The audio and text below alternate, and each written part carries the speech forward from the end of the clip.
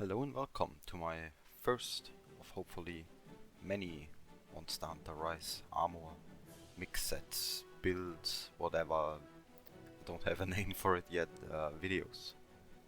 I apologize in advance for bad editing and poor English. So after playing through the story and most of the quests of Rise, maining the hunting horn, I started to experiment with different weapons. I ended up sticking to Greatsword and falling in love with Rage Slash, but I didn't want to go for the obvious choice right away. So my first pick then was the Tigrex Greatsword, and I came up with what I call the 50-50 crit build. Now at this point I didn't have any good talismans, and I think I still don't have, but I just used one weakness exploit, one 2-slot talisman, the Atsushi mask for 2 razor sharp to keep a little bit more of the white sharpness, and it kinda worked. I basically offset a little bit of the negative affinity for the weakness exploit to activate if I hit a weak spot, and I got 50%, a little bit more of 50% affinity on that weak spot. If I crit, the damage was good. For my next set, I of course started to use the obvious choice, Nagakuga, and because of my talismans, unfortunately I only could fit attack boost 5 and I had to drop one focus. Dropping that one focus wasn't that big of a deal for me personally, because I noticed that I tend to be done charging before I received a hit to power up my Rage Slash. And of course this set worked perfectly, putting out about the same damage as the Tigrex set did, but way more reliable, with almost 100% affinity.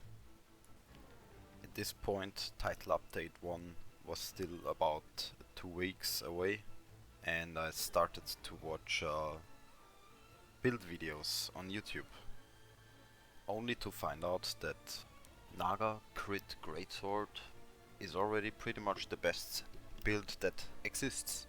At least everyone seems to think that. Everyone but one man. Josh from Rage Gaming put out an amazing video showing us the power of Resentment, the Brutal Strike and the Gossarak Greatsword. I even have what I think is the perfect talisman for this set, with 3 Resentment and 2 1-slots.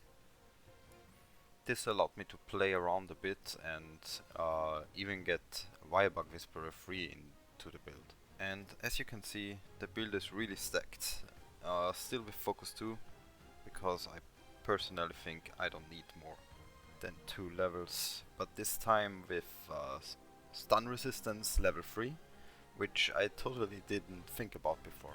Thank you very much, Josh.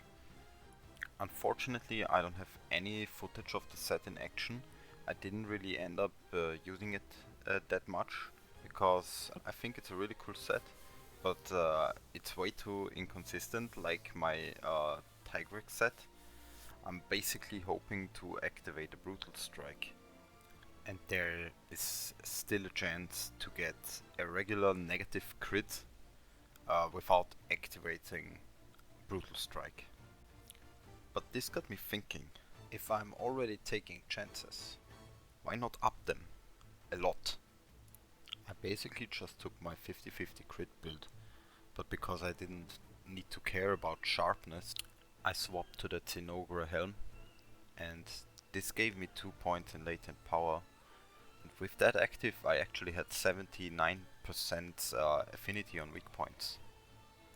I then took my resentment charm because I really like the idea of getting even stronger when I get hit, and the result speaks for itself.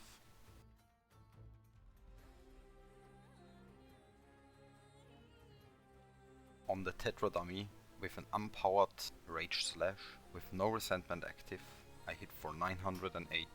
Keep in mind this still is pre-title update, with no attack boost and crit boost too.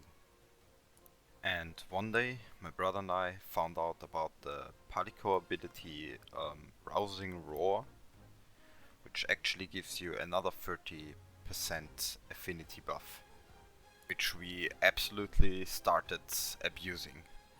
I also noticed that because I'm getting hit all the time, I tend to heal a lot, and that's why I sacrificed 1 point of speed sharpening for free meal level 3.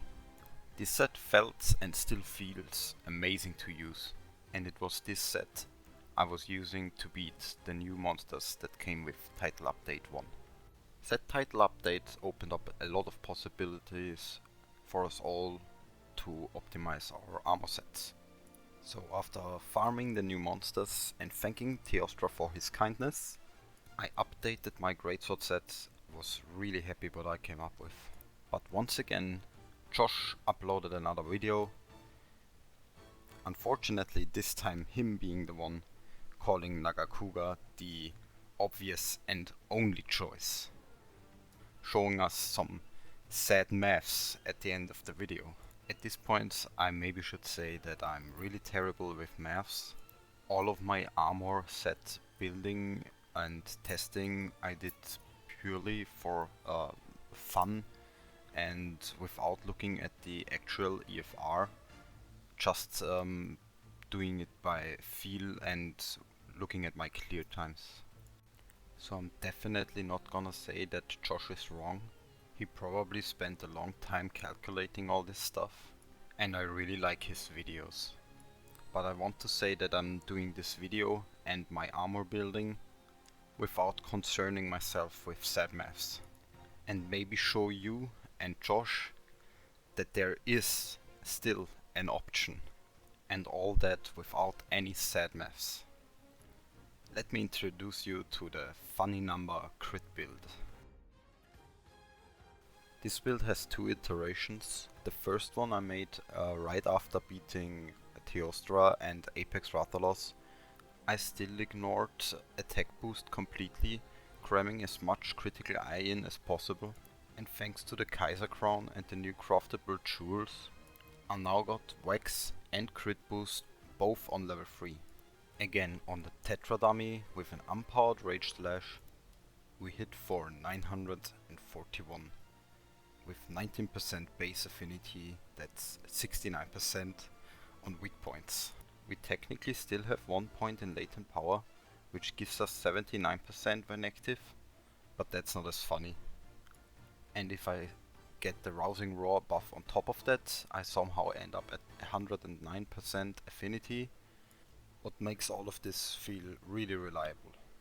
After some fashion hunting and playing around a bit with the added stuff, I ended up at the final form of my funny number crit build, but it's basically still a base for anything you can imagine.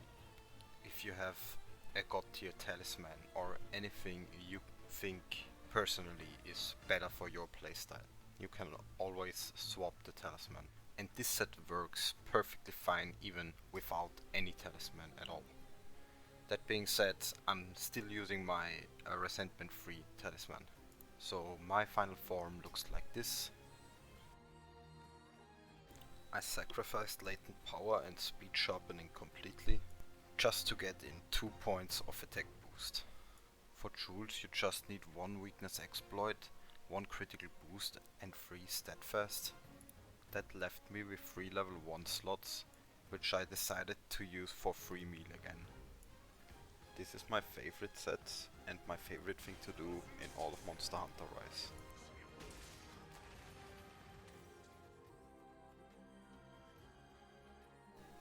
With this set on the Tetra dummy, completely relying on Rousing Roar, With an unpowered rage slash we hit for 960 with 99% affinity on weak points. Powered up we're already hitting over 1000, and when I get hit, resentment activates and I get another 15 base raw. I still don't think this set beats the 100% crit Naga set, but it is definitely an option that doesn't have to hide behind the Naga set. This build basically plays like a slot machine, but you always get high numbers, and sometimes the numbers are even higher than you expect. Bringing Rousing Raw into the mix is like rigging the game, and it's just so fun to play like this.